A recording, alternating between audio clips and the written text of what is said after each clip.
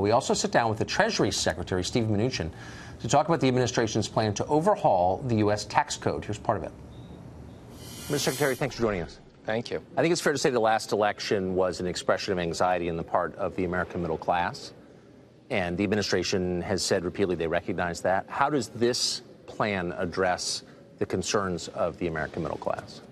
I think, as you know, President Trump from day one has been very focused on the economy. Yes. And absolutely convinced that we can get back to sustained economic growth of 3% GDP or higher.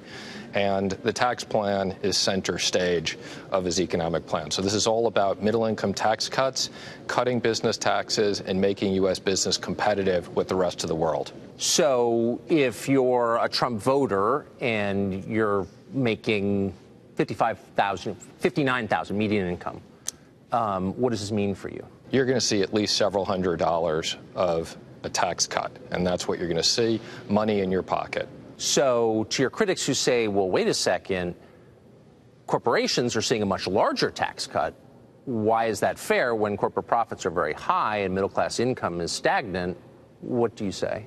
Tucker, 70% of the burden of corporate taxes are borne by the worker. So the reason why we're cutting corporate taxes is so that American business can be competitive. Right now, we have one of the highest tax rates in the world, and that's why jobs are going overseas. So this is about bringing back trillions of dollars that are offshore and making business competitive. That's why we call it a Tax Cuts and Jobs Act. So if businesses profit more, workers benefit. That's your argument. But businesses are doing well now. Why aren't wages keeping pace with corporate profits?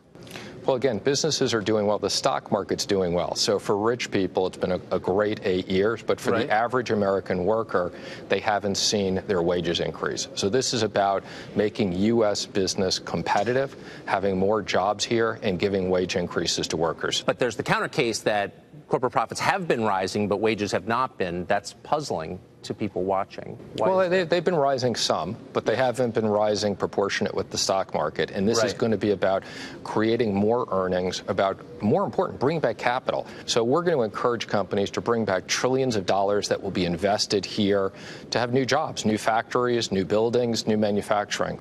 How much do you expect to come back? $3 trillion at least. The president thinks it could be 4 or 5.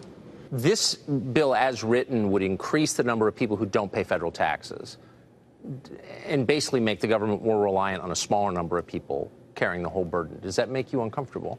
It doesn't. I mean, one of the things the president has said continuously, this is not about tax cuts for rich people. This is about tax cuts for the middle class.